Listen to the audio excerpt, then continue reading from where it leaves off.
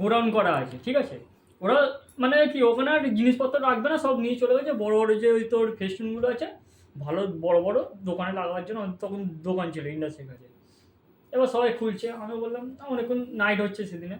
এবার আমি কী করছি, আমি বললাম তোমরা যখন নিচ্ছ তাহলে আমাকে একটা দাও, তাহলে দোকানে লাগাবো। তখন ওই বর্ষাকাল মতো ছিল। এবার সব খোলাখুলি করছে। সব যখন ধরা পড়ে যাওয়া হয়, আমি দাঁড়িয়ে আছি চুপচাপ, আমিও ছিলাম ওখানে। এবার ওখানে যে মানে কেয়ারটেকারটা এসে বলছে, আমাকে বলছে, হ্যাঁ তুমি কালো করে এই ছেলেটাই ছিল।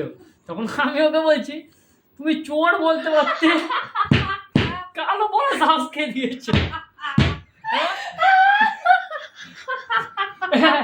আমি এরকম ভাবে বলছি, বলছে না ওই কালো ছেলে। আমি বলছি আমার কালো ছেলে, তুমি দুটো মিলে নাও কালো।